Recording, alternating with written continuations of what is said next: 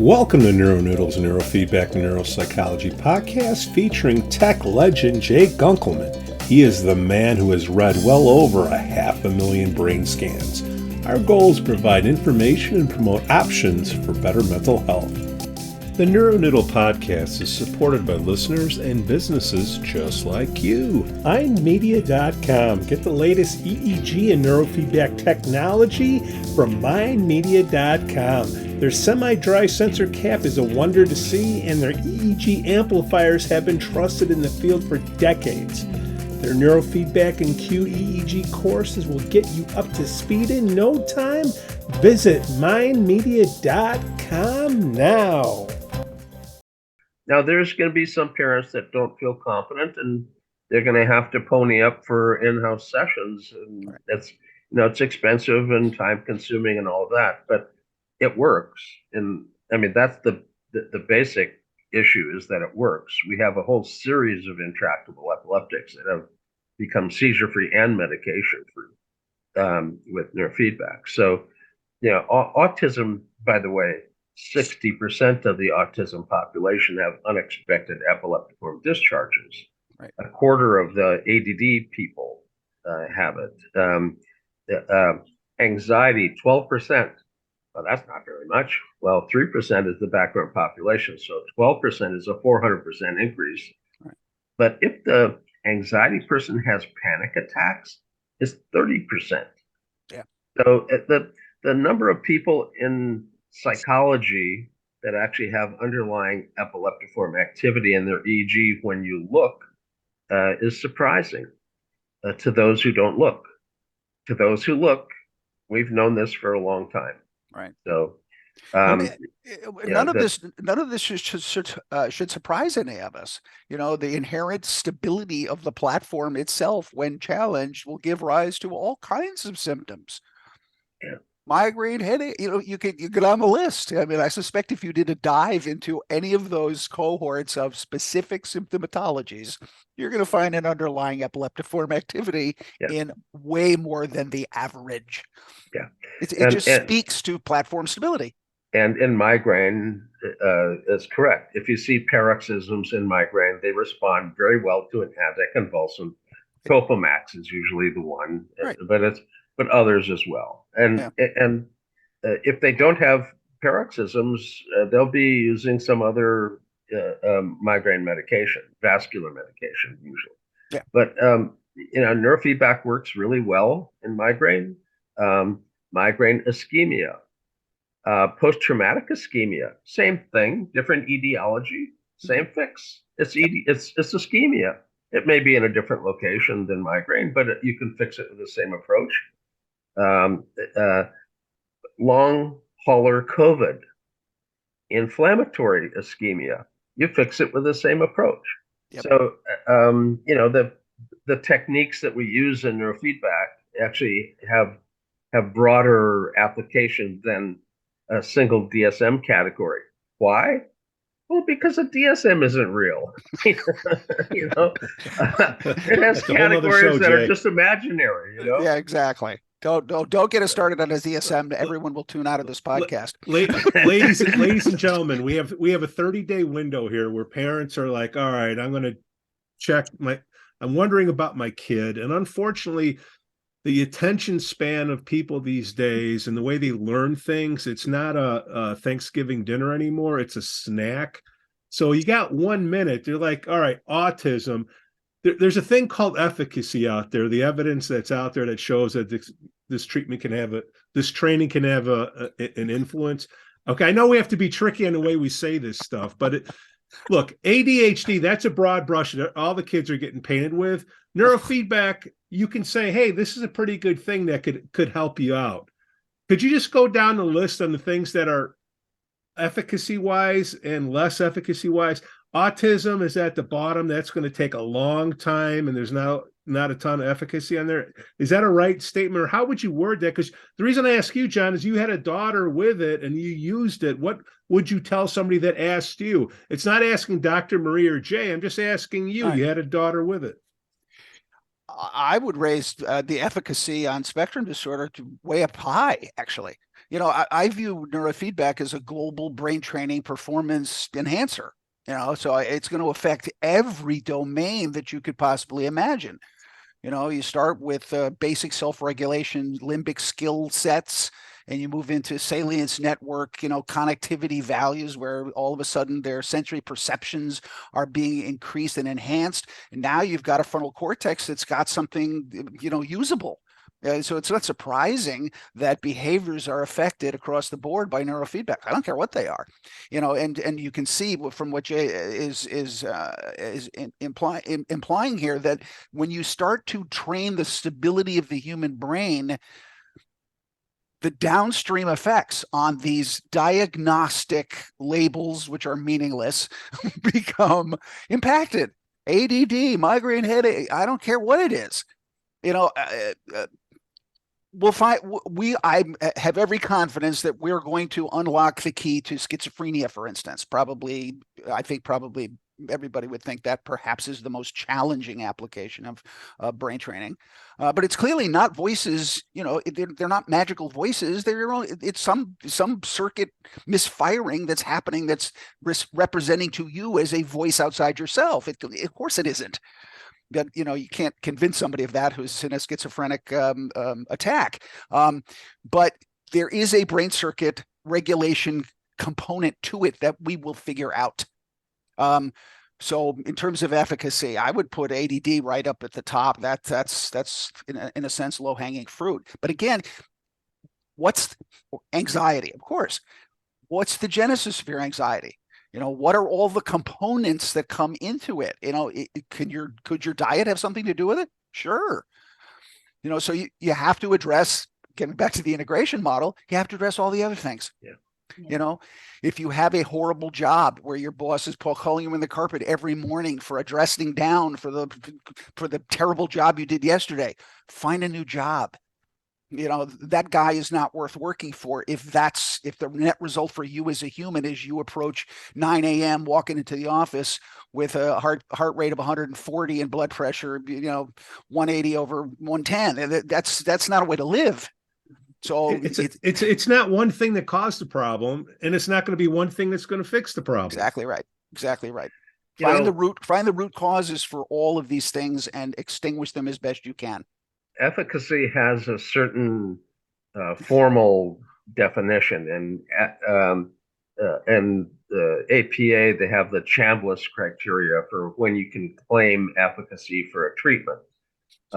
Years ago, back when I was president of ISNR and Don Moss was president of APB, we agreed that the field needed a single voice on how we decided whether something could be claimed as efficacious or not. And we didn't want one position paper from one society conflicting with a position paper from the other society. So we formed a conjoint committee to come up with the standards.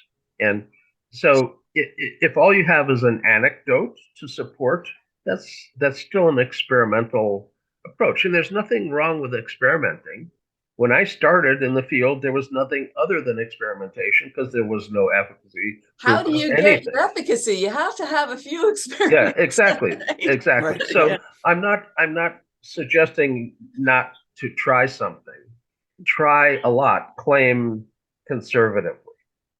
And above the anecdotal support, there's structured studies, and the more structure there is, the higher the level of claim. So they set up a hierarchy of what kind of studies you needed to make what kind of claim. And so they have anecdotal, this basically just, you can't really claim efficacy, but you're starting to investigate that area. It's an emerging application. There's possibly efficacious. Our field needed a little leg up. The Chambliss criteria start on probably efficacious. That's the second step for us. After that, there's efficacious, and after that, there's specific, meaning you ran the horse race, all the horses ran, you're the baddest horse in the race. This is the best approach. That's specific. Very few things have had the horse race and have claimed specificity. One that can claim specificity at this point is actually epilepsy, because we show better outcomes in our efficacy publications, the meta-analyses, than brain surgery and medication do. Exactly. For epilepsy. ADD, full efficacy. And in some respects, it's showing to be better than meds. Yeah. So there's some challenge as to whether you can suggest it might be more specific, a better approach than other approaches, but it's at least up there in the questioning whether it's better or not. It's definitely fully efficacious. Affective disorders like depression and anxiety, those are probably efficacious. We've got good studies, some randomization, some control groups, so the kind of studies you need to actually do to start to make a claim. So I would urge people to look to the white papers from AAPB. ISNR has a list of studies that have been done in all kinds of different areas of application. So you can actually look to the literature to see what kind of support there is for the thing that you think you might have. And if it's still in the experimental range, not a proven range, it doesn't mean to skip it. Right. It means to find somebody who's doing it and give it a try. Yeah. And I started my lab in 1972. What was proven in 1972? Nothing. I mean, we had Sturman doing some experiments with cats and a couple of people by then, and we had Camilla doing alpha training, Elmer Green playing around with alpha and consciousness stuff, but there wasn't any, list of applications that you could claim anything on. We were trying many things and not claiming to be successful up front. Luckily, we had very good success. Alpha training in alcoholics. I was at a state hospital in North Dakota in our lab, and the alcoholism drug division funneled a lot of low voltage, fast EEG alcoholics to us. And we look at the EEG with no alpha and go, I'm a 21-year-old kid. I go, gee, no alpha. Maybe we should train alpha, and pure science, pure science, Jay. Yeah, right on. Exactly. And it worked so well that we wrote a grant in '74 for alpha training in alcoholics. Now, NIH didn't fund it; they quit funding neurofeedback work at the time. But it worked so well, we kept doing it. And in 1998, many years later, Kukulski and Peniston put out their work on alpha theta training and in alcoholics and PTSD. So the literature slowly builds up. We didn't publish any literature about alpha training in alcoholics, none. We couldn't get funded, so there wasn't really a study to publish. So I suppose we could have done a case series because we had a lot of individuals with success. But at that time, I didn't think of case studies and case series as a piece of science. They are actually step 1 and step 2 of the hierarchy of science. Right. Like, do a well-done case report. A lot of psychiatry is based on an N of 1 case study. Exactly. So let's go ahead and do those well-done case studies. And when you get a bunch of them, you got a case series. And when somebody who sees a case series, they can go to somebody who's got some funds and say, look at this case series. We need a control study. It's going to take some money. Can you give me $500,000 or $1 million so I can recruit subjects? The grouping of case studies, which is great. But looping back around, though, just in terms of, I think, the absolute innovation, I don't want to use maverick, but just this gut passion of the early work in our industry. John, I want to loop back in terms of, when did you start working with your daughter in autism, and in terms of your legacy? And because I know, obviously, based on the assumptions of timeline, that you would have been part and parcel of that really innovative period. Oh, God bless you for elevating me to that level. Probably 2005-ish would be my guess. I really got serious about it after that. I was working with her, and then of course I'd hook up my wife, and I'd hook up my sister, and because I had the equipment, and my sister has bipolar disorder. So I said, well, let me see what the authors might say about this. So we did some work, and she improved somewhat. She lives in a different state, so I wasn't able to be as rigorous about it. A brief moment I wanted to shout out to, by the way, I don't know who you are out there on this planet, the people who allowed us in 1972 to put sensors on their heads to do something that no one knew anything about and might work, might not. God bless you. All of those people, Jay, those folks, we can take a lot of credit for what all of, not me personally, but all of those early pioneers, what they did, that required human beings saying, yeah, sure, go ahead. Wow. Impressive. The state hospital had no IRB. Back in 1972, there was nobody out there watching out for the patients. Okay. And the state hospital set up our lab. We had access to any patients in the state hospital. And we had nobody telling us what we could do because they didn't know what we were doing. Oh my God. I think you're going to have to edit this. Yeah, this is the truth. I mean, there was no IRB. And as a 21-year-old kid, I saw a woman who was highly anxious, and I'm thinking, geez, we should be able to do EMG relaxation training on somebody who's highly anxious. So we got her to come down to the lab, and we hooked her up, and she had a freaking panic attack from reoxing. You don't let your guard down unless you actually get the brain relaxed first before you let your guard down. Yeah. And we realized this has to be an alpha training, not an EMG training. And her father died at the state hospital. He choked to death in the dining hall. She wouldn't go to the dining hall because she was so anxious about it. Sure. So they served her in her room. It's not cheap to have somebody in a state hospital, but when you're providing room service for her meals, this is an even bigger expense. I mean, she was, an expensive patient. Alpha training for her worked. It just clicked.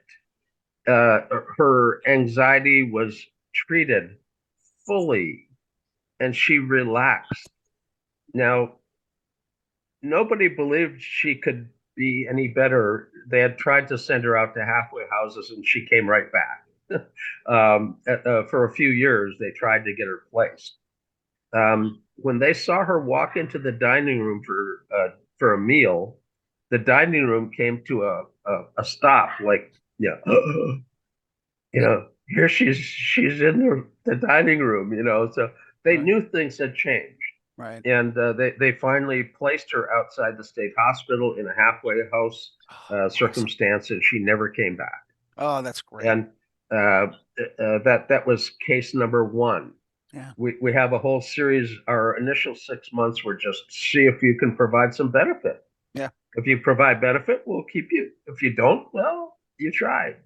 So we were funded for 3 years before we left to California to try to start manufacturing some of the equipment we were using and try to bring it out to a larger audience. Yeah. Because you don't have much of an audience in Jamestown, North Dakota at the state hospital. It's a very, very, very small, remote location with no press. So, Pete, I think what Jay's alluding to, I think, kind of addresses perhaps some of the thoughts you had around efficacy. It's if it elevates somebody at all, it's efficacious. If it changes, we're not looking for cures here. I don't think any of us think, maybe I speak for myself, I'm not curing anxiety. I'm not curing. Misnomer. Exactly. You go to the gym to work out to get in better shape. So right, exactly. It's for that being. It's directly relational to how many times you go to the gym and the rigor of your program. It's pretty much that simple. If you just show up on Saturday, I can guarantee as a personal trainer for your body, you're not going to have the greatest results. No, it's not a shock. But if you, so again, trying to wrap it around the integrative model or insert it into the integrative model, all of these things need to be addressed. So when clients say to me, well, what's the success rate for my fill in the blank? Yeah. That constant. Well, I'm going to guarantee you that you will see an improvement in your blank. I don't know how to frame that for you. There is no number I can put on it. Are you going to do all the other things that you need to be doing to decrease your anxiety? Or are you just going to come to me and hope in a couple of sessions a week, it's going to fix you? What questions do you ask a personal trainer? That's not going to be as successful as somebody else who does the other stuff. What's your success rate? Yeah, exactly. 100%. I will move your needle. I can guarantee with 100% that I will move your needle, whether you perceive it, whether you understand it, whether it met your expectations. Those are different questions. It's sort of a silly conversation. It's not, I'm trying to put it in a medical term, if I do this cancer therapy, can you guarantee me an 80% reduction in my tumor growth? I'm not sure if a doctor's going to answer that for you.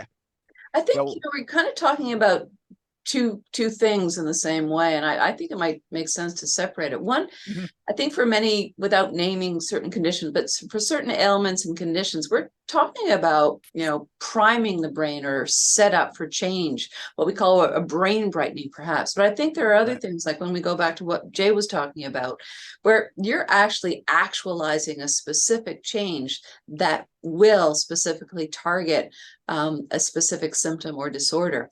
And I think we sometimes make a mistake of lumping those two together. But I would say even for some of the things we directly target, we're priming as well for the target. So yeah. Jay, would you agree with that? Yeah. There's some people who have a different approach for peak performance and clinical work. From my perspective, I look at the brain's function and I try to optimize it. It doesn't matter if you're coming in for peak performance or for clinical work. I'm trying to optimize your brain function. And, the higher you want to perform, the more fine tuning you need to learn. Exactly. And, if you want to tune your car once every 5 years, you can put along on the road with it. But if you're in the Indianapolis 500, they tune those cars with computer fine manipulations on the car tuning 2, 3, 4, or 5 times a day during the race. Yeah, exactly. So if you want to really be a high performer, you probably need to pay more attention to learning how to control your tuning. And neurofeedback is one of the ways to learn that level of self-regulation. Exactly. And it's one of the things we hand to our clients is the sense of self-regulation. My life is out of control. I can't, things are awful and blah, blah, blah. I do some training and I get control of something. I can control this now. And I have a sense of agency. I control this.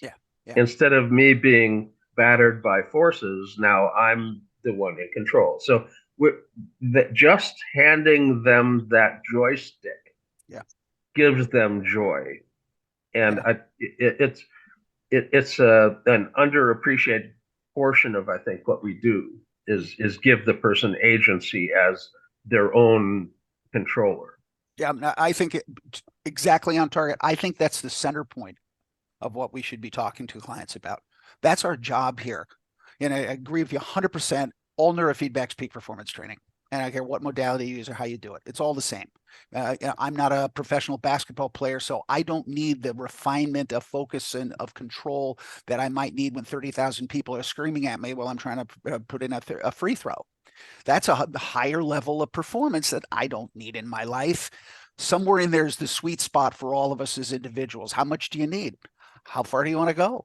What's the end point? There is no end. You could do neurofeedback for endlessly. as you say, the constant tune-ups multi-times per day. Of course you could. Does it serve you? Find the spot where everything is in alignment with who you want to be right now in this moment. And that self-empowerment metaphor around what it is that we do, I think, is central. This is a self-empowering technique. It reveals to people that their panic attacks are internally driven by some force that we can help modulate so that they're less intense, they're less frequent, whatever they are. And as you say, Jay, all of a sudden they're like, oh yeah, oh, I actually have some control over this. How cool. Yeah. I don't think I'm going to be invited back again. Here I go again. Oh, well, what do I need to apologize now for? Let's go, Dr. Marie. These doctors, this is what you get with doctors. We keep balance. You have to balance. But I think one of the things we also have to mention is overtraining. So, for example, I can speak specifically to peak performance. You can also speak to children where you're not talking about remedial work. It's a parent that really wants a child to accelerate. So, for example, to this group, I think it's really obvious, but you can take somebody from improving focus all the way to causing anxiety, depending on what you're training for said focus. So I think we have to balance with that little bit of a cautionary tale. Yeah. Yeah. If you train beyond a proper balance point, if you're training the wrong portion of a system, you can end up putting a system out of balance just as easily as you can put it in balance. Yeah. You need to realize what you're doing, and the more experienced you are, the more successful you're going to be, because you've already stepped on all the bad spots. Mm-hmm. You know, I grew up in cowboy country. You know, when you step in a cow pie, you tell people, "Oh, don't step there." You know, so and our field to a certain extent hides our failures. Julian Isaacs coined the term the file drawer problem. If you have a bad case, you take that case file, you pull the file drawer way out, you put it in the back, and you never pull it out that far anymore. So you just, and we used to share in meetings train wreck, that we'd have a train wreck panel, you know, oh, I did this to this kid who had this and that, and it was a terrible outcome.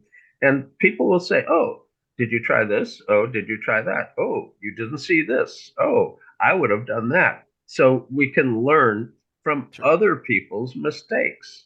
We have to bring that back. And that's not just our profession. We have a major, whether it's, what makes it into journals, only positive results. How many times do we repeat the same study? And I have to be really cautious here as well, hurt, harm, right? So it's critical that we have these discussions, but we also need a safe environment to have them, right? Emotionally safe, that we don't say, oh, what an idiot, you never should have done that. I mean, in some cases, yes, but in others, it's like, thank you for the courage of coming forward. Thank you for warning all of us. You put, not a cowboy, but like a cliff, you put a sign on the edge of the cliff, don't jump, right? So, thank you, Jay, for bringing that up again. Well, that you're probably right. That may be why they didn't do it anymore. I don't mind being a fool. I'm probably the court jester or the class clown of the field or something. But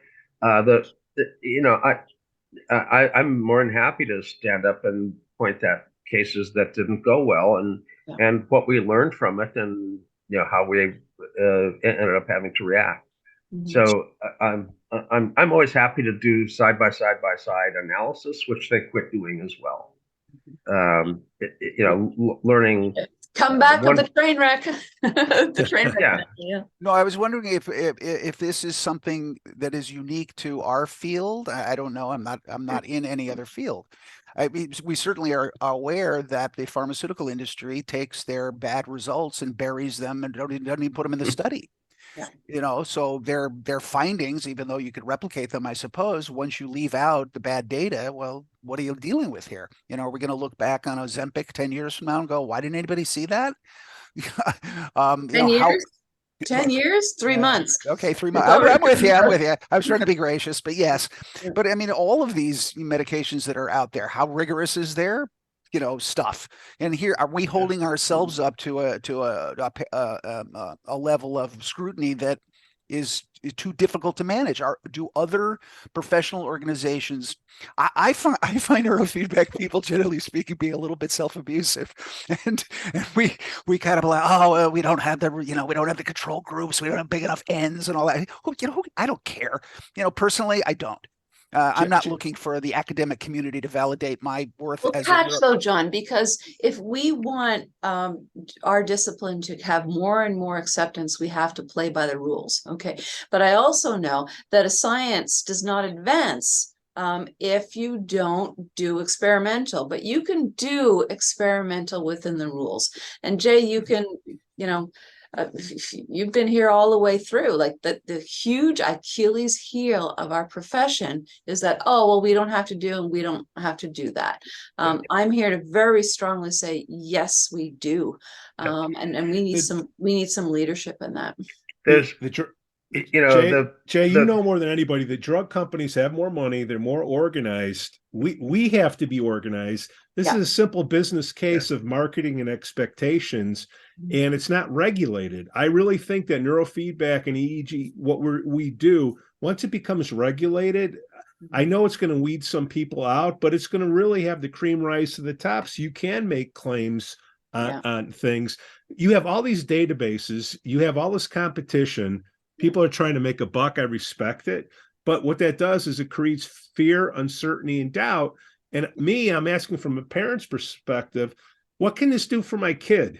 Okay. Yeah. What can you say? What can't you say? Well, I'll do this and that. No, what can it do? And we hem and haw when parents hear that to say, all right, I'll just take a pill. It'd be nice if an X and Y axis that would show that, look, you can do yoga on this side, take a pill on the other side.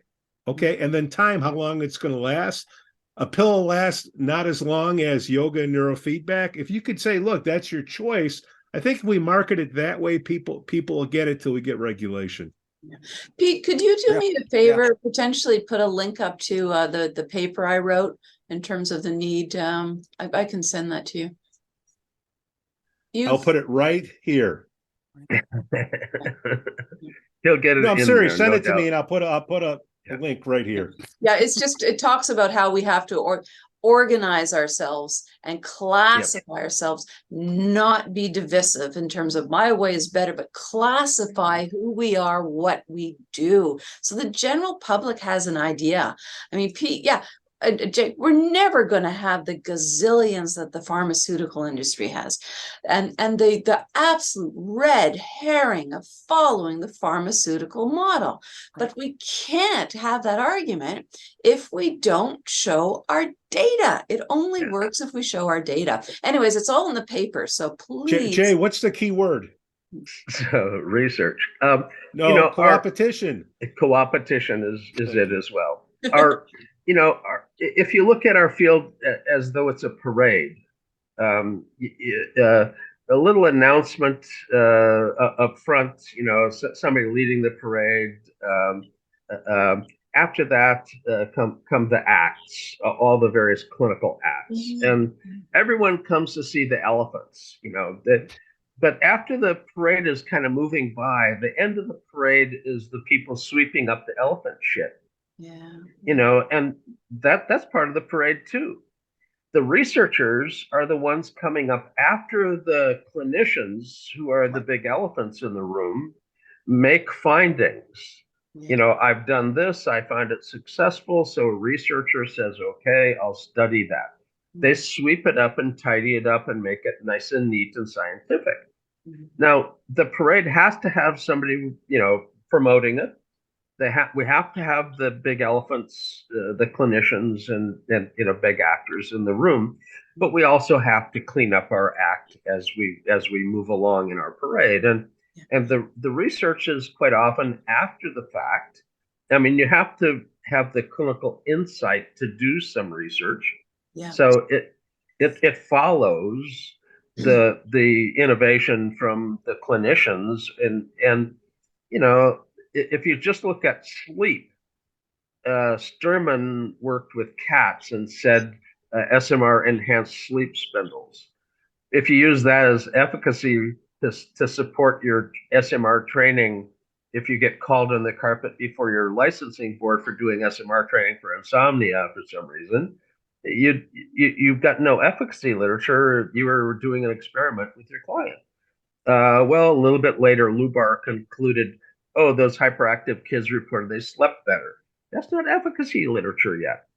It wasn't until 2005 that the Europeans, in an academic center in Salzburg, did a study on insomnia and SMR and found positive outcomes. It was the first time a control group randomization, the full academic university style study was done.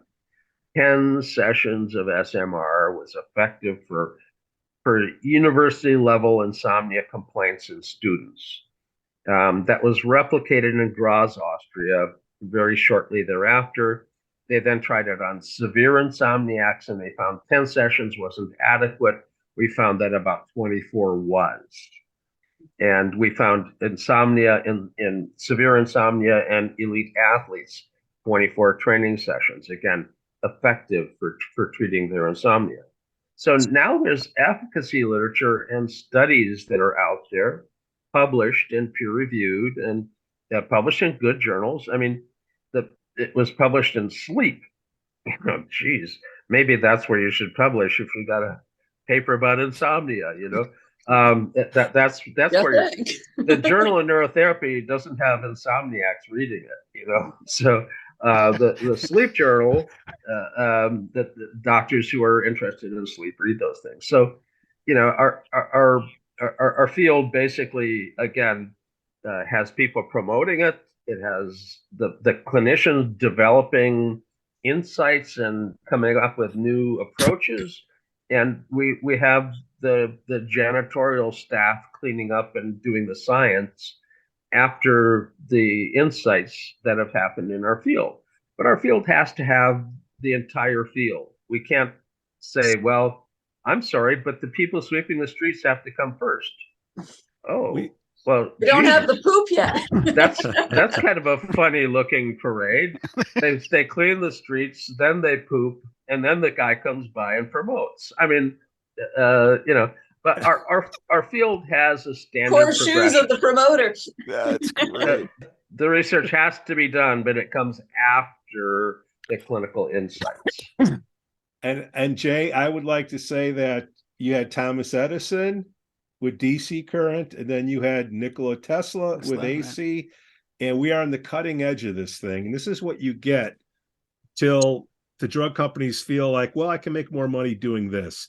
So, and if there's an end game to mental health, the drug companies don't like it. I wanted to really like what you just said about the parade. I think that's great. The problem that we find, though, here we are back to the same conversation. We're trying to promote this wonderful intervention, yet we're struggling with how do we scientifically justify it?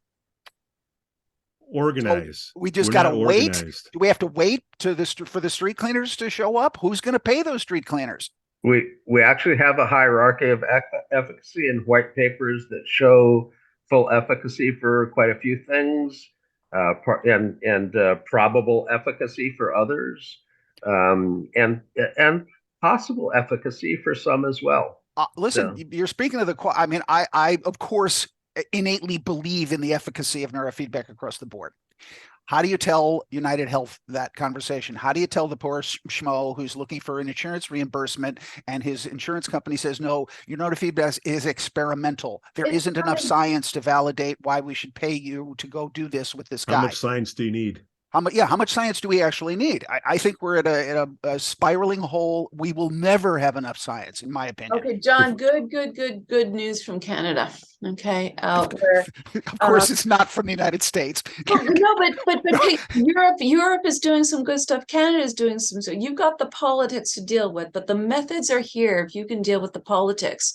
If you get neurofeedback by somebody with a very strong a complementary degree, so a registered psychologist, MD, psychiatrist, the insurance will pay under the umbrella term, but you're not being reimbursed for neurotherapy. You're being reimbursed for psychological services, but your psychological service is neurotherapy. Okay. Corey Hammond did a whole presentation about 3 weeks ago saying 90901 is the CPT code. If you're not using 90901, you're not doing neurofeedback. Okay. I don't bill insurance, so I don't have a dog in that fight. So I am always puzzled by psychologists using the psychotherapy code for neurofeedback. Is it psychotherapy? Is it neurofeedback? What is it? Maybe it's both. I'm okay. I don't care how it's coded. Understand? It doesn't matter to me. We don't have the codes up here. We have the so okay. But anyways, I think the good news is it's coming. And I guess your folks you're getting caught up in numbers instead of data. We are so far behind. We are so far. Well, we're far behind in so many things. We got to bring this guy back. In Europe, you could be paid by insurance as a psychologist or a counselor doing neurofeedback in the Netherlands. France, not so much yet. Their public insurance hasn't accepted it yet. Sort of like a U.S. insurance company. In England, you can get covered under insurance again with licensure. You get paid for doing your licensed work with your clients. So it's changing around the world. And I have to say, iSync Brain, the South Korean group, instead of going with their device kind of at the grassroots of neurofeedback, they shot high for academics working in dementia and academics working in stroke and academics working in they're shooting directly into major research projects. And as they've promoted their company, they've promoted with publications, not with glossy promotional literature, but with publications going into frontiers of neuroscience. Well, shout out to Dave Burkus, who's behind that. Long time money guy, smart guy. Yeah. And a well-oriented company too. The CEO and the founders of the company have, I think, a proper orientation. That they're not.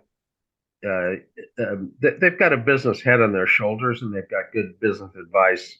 But they're in this from the heart, not from the pocketbook. As it should be. Heart and brain. Do what you love. Do it well.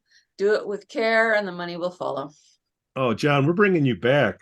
But right now, somebody's in Los Angeles, right? Los Angeles area. And then Dr. Marie, you're a little bit north, aren't you? I'm up north, Vancouver, Canada. Like way north? Vancouver. That's south for Canada. That's where people in Northwest Territories go for vacation. There you go. Winter vacation. So John, your website for the listeners out there, the Balanced Brain, Balanced Brain, balanced with a D brain.com. Okay. Yeah, I'd love to hear from anybody. If I had one parting comment to say, I think for clinicians out there, be mindful of the holistic perspective of your clients, patients, whatever you call them. They are more than just their brain. They're more than just their gut. They're an entire entity with spiritual values and perceptions and needs and wants. It's an entire package that you're dealing with here. Don't subset it into, I just do this. Think globally about it. If you do it in your office, terrific. If you don't, find some resources that you can get these people to that will fill in those blanks for them. Your success rate as a clinician is going to triple. You're gonna have clients doing so much better than you currently are capable of doing if you look at it from that lens. And for folks listening, if you are thinking that any of us clinician people are going to fix you, fix your kid, you're wrong. You are going to fix yourself, and you're going to apply what I just framed, all of those things. If you're not able or willing to do that, I can tell you bluntly, your success with us is going to be diminished. You really need to think about all those other things and do something about them. Eat the right food, get the right sleep, develop social relationships with your friends and family, get out in nature, just take a walk. It's not that complicated. Get up out of your chair, turn off your stupid phone, disconnect from all of that noise that inundates us all the time. Be still with yourself. And you want to be in shape, you got to work out. That's exactly all it is, exactly right. And it's not hard work, it's human work. It's not oppressive. None of this is oppressive. If the unexamined life isn't worth living, and I mean, people have said all of the stuff for thousands of years. You think they're just saying it because they like to hear themselves talk? They're saying it because it's true. Dr. Marie Swingle, author of iMinds, thank you for joining this show.